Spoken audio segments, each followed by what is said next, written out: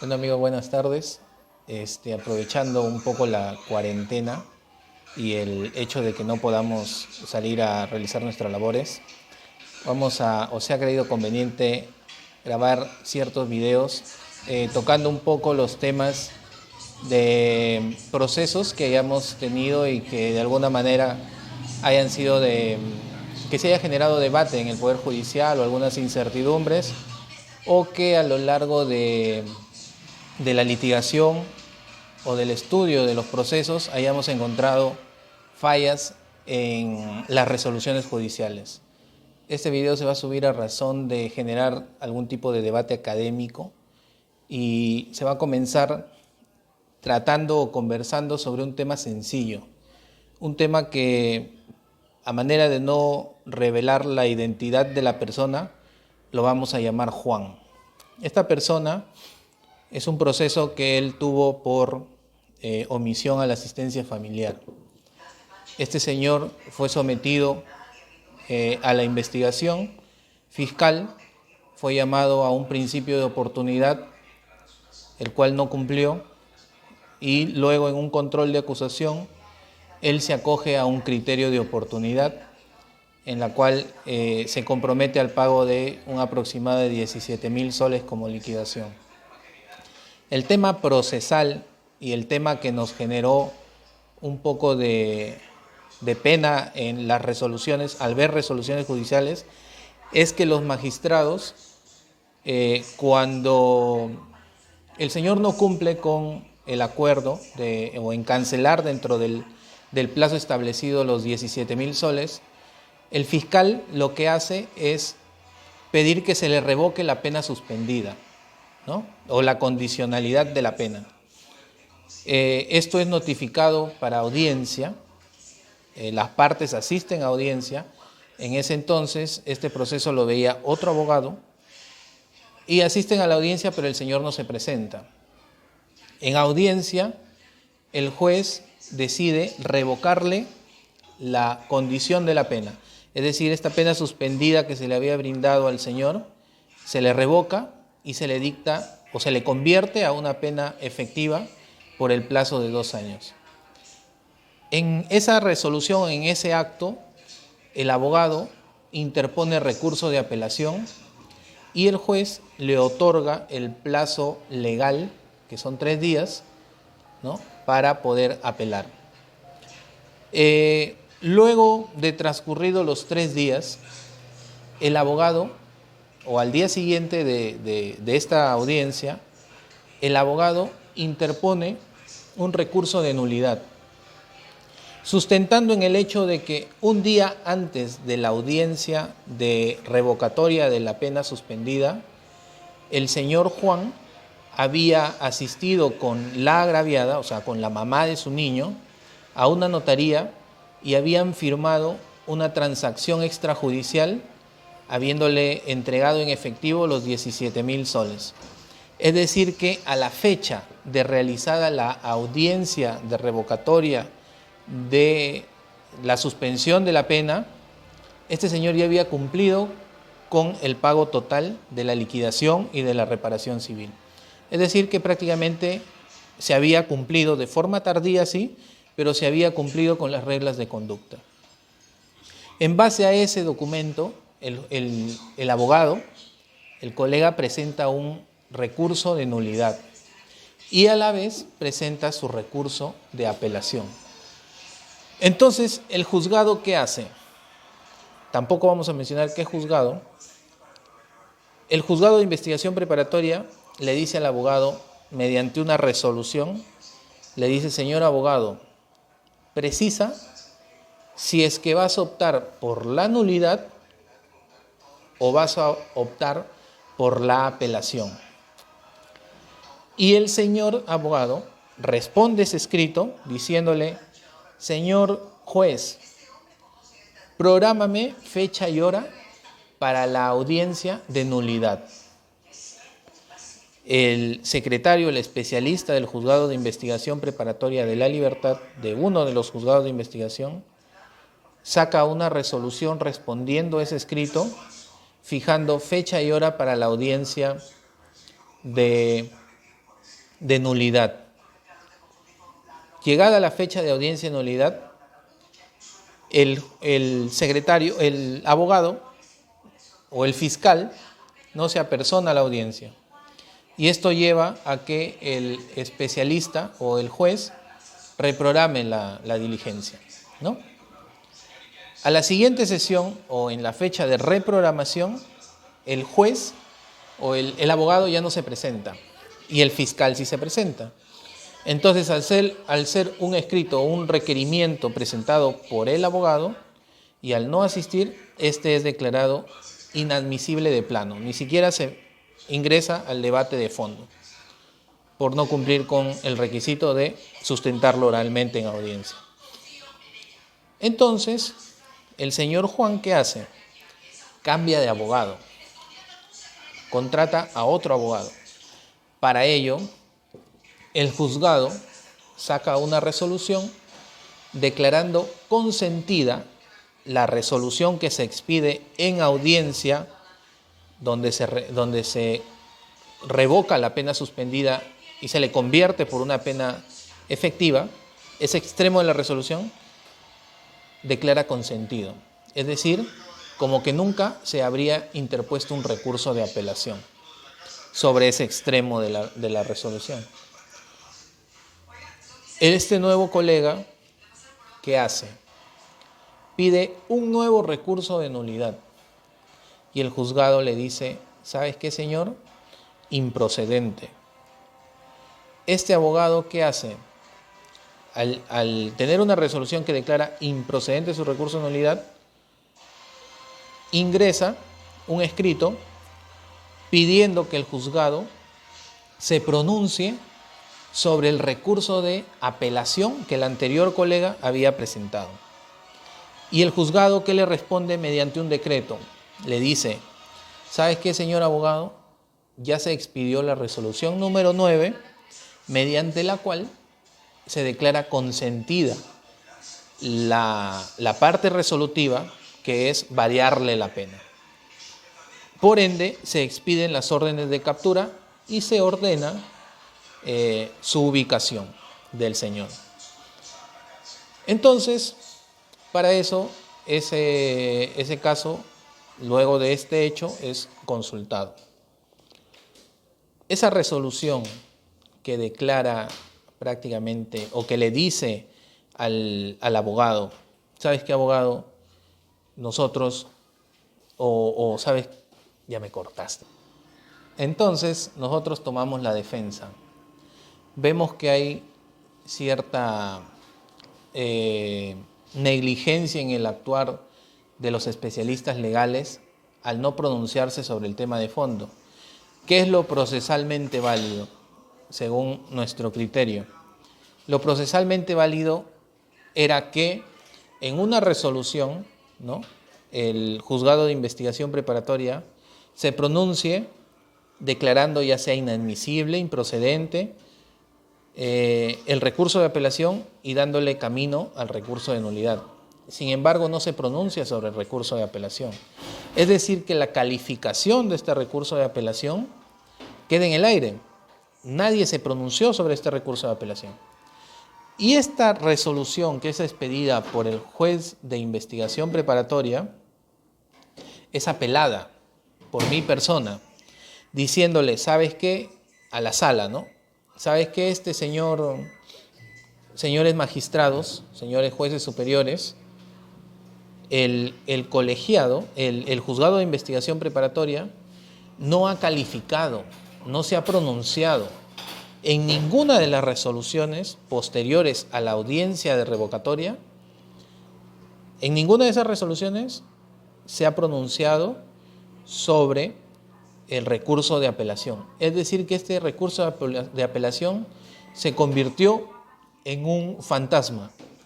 Se quedó ahí, habían pasado meses, semanas, prácticamente 6 o 7 meses, sin que el juzgado le haya dado trámite o diga si es que este recurso de apelación cumplía o no con los requisitos y por ende elevar o no a sala. Nosotros vamos a audiencia de apelación de esa resolución que nos dice que prácticamente el abogado había optado por el recurso de nulidad y por ende el recurso de apelación habría quedado en nada.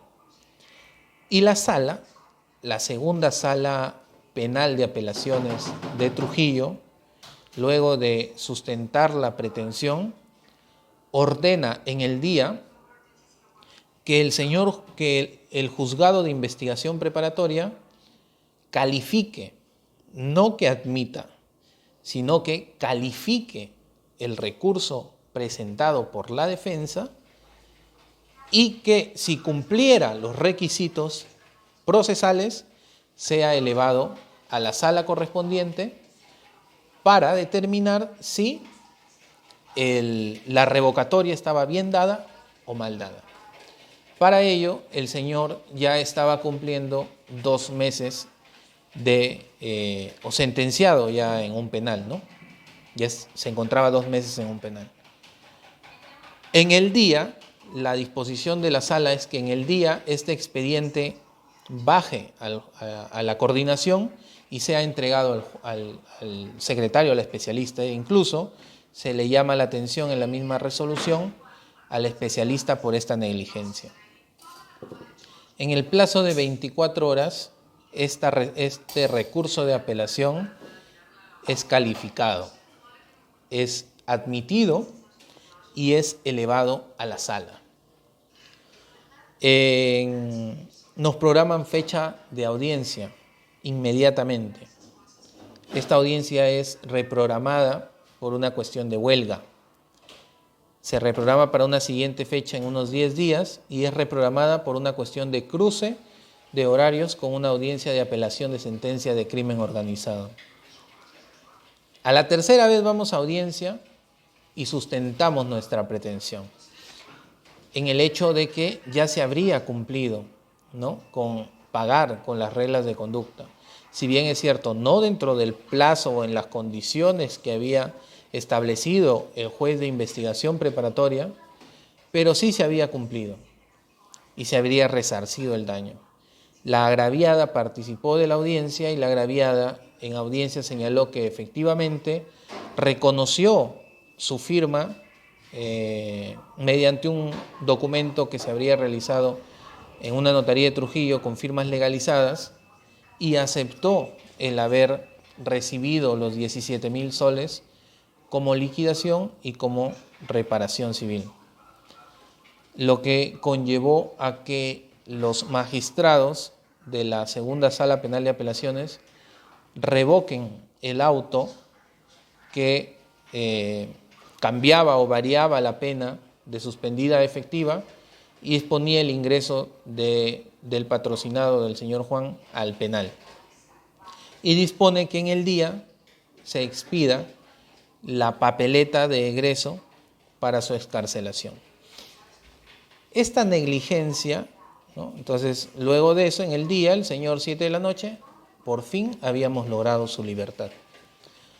Lo que conllevó a que él pase algo de 3 meses privado de su libertad en un penal. ¿Esto qué nos lleva? Nos lleva a 2 reflexiones. Al hecho de que el juzgado habría resuelto una petición mediante decretos, es decir, con la sola firma de un especialista, que habría obviado documentación que se encuentra en el expediente judicial debidamente foliado con sus cargos y no se habría pronunciado sobre un extremo de un documento, lo que evidenciaría que la falta de capacitación por parte de un especialista judicial, lo cual también habría sido avalado por un juez de investigación. ¿Quién pagó las consecuencias de esta negligencia? El cliente, el patrocinado, el investigado. ¿Quién tuvo que pagar 3 meses de prácticamente privado de su libertad? Ahora la pregunta es, ¿quién le devuelve esos 3 meses adentro viviendo en un penal, privado de ver a su familia, de trabajar, de generar ingresos? El trauma de que una persona sin haber cometido un delito verse privado de su libertad, eso no le va a resarcir ni la secretaria ni el juez de investigación. Ese es un tema interesante porque nos lleva a considerar que el Poder Judicial debería de capacitar un poco más en los requisitos para expedir una resolución, un decreto o un auto. Porque si nosotros nos vamos a la práctica, quizás dejamos de lado el examen de en qué momento se puede expedir una resolución que necesita una motivación, ¿no? Que necesita ser motivada, que necesita considerandos y una parte resolutiva. ¿En qué momento o ante qué petición un juez podría o un secretario podría expedir un decreto que solamente es con fines informativos y es suscrito netamente por el especialista? Ya no tendríamos o no tiene el requisito esencial de llevar la firma de un juez. ¿En qué momento se expiden estas resoluciones? Y ese desconocimiento es lo que llevó a prácticamente que un proceso tan sencillo como podría ser una omisión a la asistencia familiar se convierta en un proceso tedioso, engorroso, que conllevó a que una persona sea privada de su libertad. Lo que tuvo al final un resultado favorable, feliz, ¿no? Pero a los abogados que nos dedicamos a la litigación y que vemos esto día a día, nos lleva a una reflexión. Y así como este tema que se quiso comenzar como un tema netamente sencillo, básico, también hay otros expedientes, otros casos, por ejemplo, de crimen organizado, donde, por ejemplo, podríamos tocar el tema de los cagaleches de Virú, el tema del homicidio, un caso muy sonado que hubo en la urbanización El Alambre, el caso Letales del Norte, el caso Los Injertos de Caicá. Podríamos hablar de varios casos fuertes, sonados en Trujillo, como por ejemplo que hace 4 años a un cliente, ¿no?, que lo llamaremos Miguel, es privado de su libertad mediante una detención preliminar, que antes era 7 días nada más, solamente con declaraciones de testigos con identidad reservada. Y hace 4 años o 5 años que sucedió este hecho, el juez tenía como criterio, los magistrados tenían como criterio el hecho de que los testigos con identidad reservada se corroboraban entre sí al momento de brindar su declaración. Y como todos decían que tú habías extorsionado o que tú eras el encargado de cobrar el cupo, el juez de investigación decía: el testigo 1 con el testigo 2 guardan relación, se corroboran. Y 1 y 2 con el testigo 3, con el testigo 4. Y como tienes 5 testigos, entonces te doy prisión preventiva.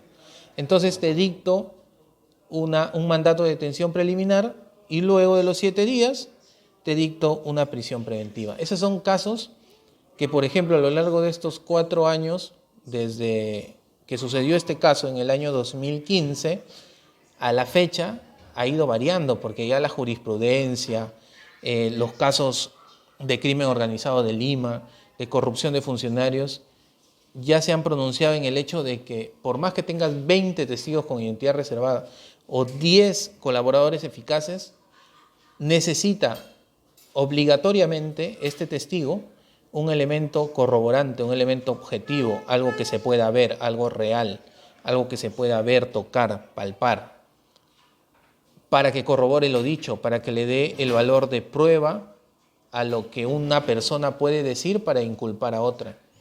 No solo basta el dicho para dictar una medida de prisión preventiva o privar a una persona con la prisión preventiva, privarla de su libertad.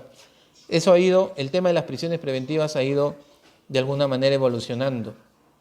Ha ido evolucionando y creo que ahora hemos logrado un criterio, no quizás que se aplique en todos los distritos judiciales, pero que es un criterio que creo que los jueces van cambiando ya una mentalidad en cuanto al otorgamiento de una prisión preventiva y no solamente en base a los requisitos que nos prescribe el 269 del Código Procesal Penal, sino también en cuanto a los plazos, porque otro vacío que también existía, o una mala práctica también que existía, es que los magistrados o los fiscales acostumbraban siempre pedir en crimen organizado el plazo máximo, que en ese entonces era de 18 meses. Ahora ha variado la norma y son 36 meses, prorrogables a 18 más y ahora prorrogables a 36 más. Entonces, ¿qué hacían los fiscales como mala práctica? Te pedía los 18 meses de prisión preventiva y tu expediente lo dejaba en el estante, dejaba que pasen los 18 meses, el abogado defensor pedía diligencias o pedía escritos con actos de investigación a fin de lograr un cese de prisión preventiva y la excarcelación de su patrocinado, y el fiscal que se encargaba de decirte, ¿sabes qué? Plásmame cuál es la pertinencia, cuál es la utilidad de tu pedido, y luego mediante una disposición te rechazaba. Tú tenías que ir a solicitar al juez mediante un control de actos de investigación para que el juez ordene al fiscal realizar dicho acto de investigación. Para eso pasaban 3, 4 meses, 5 meses, tu patrocinado privado de la libertad. Cuando se cumplían o estábamos a puertas del mes 16, 17, a punto de llegar al 18, recién el Ministerio Público se ponía las pilas, nos llenaba a nosotros como abogados de la defensa en ese entonces, nos llenaba de disposiciones, programándonos diligencias de forma apurada, continua, con la finalidad de poder sustentar, al vencimiento de la prisión preventiva, poder sustentar un requerimiento de prolongación de prisión preventiva por 18 meses más. ¿Y qué hacían los jueces de investigación? Otorgaban la prisión en un primer momento y otorgaban la prolongación de la prisión preventiva. Es decir, que en crimen organizado conllevaba que esta persona esté privada obligatoriamente 36 meses de prisión preventiva. Esto a la fecha ha cambiado, porque también hemos visto casos en los cuales el juez de investigación ha revisado la carpeta y objetivamente se ha dado cuenta que el Ministerio Público lo único que hace es ponerle trabas al trabajo del abogado y que como investigación o como director de la investigación no había hecho nada. Y ante un pedido de prolongación de prisión preventiva ha declarado infundados estos requerimientos.